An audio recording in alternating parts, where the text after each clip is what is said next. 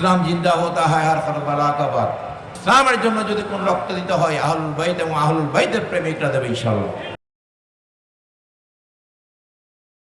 মা খাদিজাতুল কুবরা, মা খাতুনে জান্নাত ফাতেমাতুজ জোহরা ছোট অবস্থায় সেই কঠিন সেই পাথরের পাহাড়ে বেয়ে বেয়ে নবীর জন্য একবেলা খাবার নিয়ে যেতেন।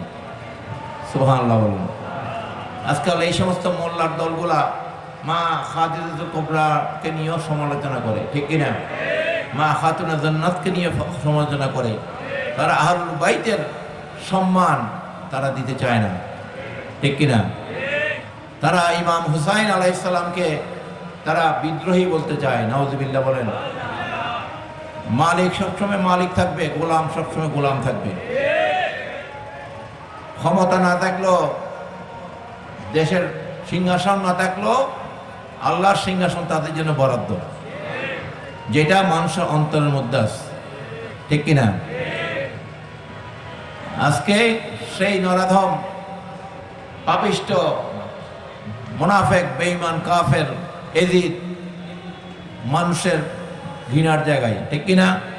আর ইমাম হুসাইন আলাইহিস সালাম জীবন বিসর্জন দিয়ে নিজের জীবনকে আত্মত্যাগের মাধ্যমে আমাদের জন্য কিয়ামত পর্যন্ত ইসলাম জিন্দা হতা হয় আর কারবালা কা বাদ। উনি আমাদের জন্য এই প্রশস্ত ঈমানের রাস্তাকে আমাদের জন্য মজবুত করে গিয়েছেন। সুবহানাল্লাহ। এই জন্য আহলুল বাইতের রক্ত প্রয়োজন ছিল। এখনো যদি আহলুল বাইতের রক্ত প্রয়োজন হয় আল্লাহর দ্বীন ইসলামকে এই ইহুদি নাসারাদের দোসরদের হাত থেকে ইসলামকে যদি হেফাজত রাখার জন্য, যদি ইসলামের জন্য যদি কোন রক্ত দিতে হয় আহলুল বাইত এবং আহলুল বাইতের প্রেমিকরা দেবে ইনশাআল্লাহ।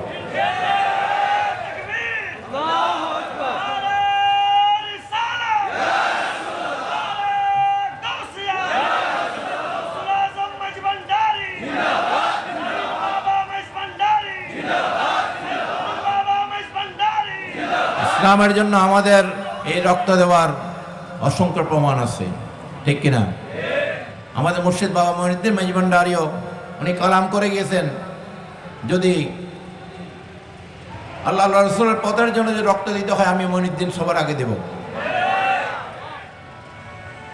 আমরা ওনারাই রুহানি, আপনারা রুহানি, আমরা নাসরি সন্তান। সুতরাং বাতিলদের সাথে কোনো আপোষ আমরা দুনিয়াতেও করবো না, আখিরাতেও তাদের সাথে আমাদের দেখাই হবে না, ঠিক কিনা? এদের সাথে দেখা হওয়ার কোনো সম্ভাবনা নাই, কারণ এই সমস্ত 14 নম্বরগুলারে আলাদা রাখবে, ঠিক কিনা? এগুলা এদের কাজ হচ্ছে ফিতনা করা।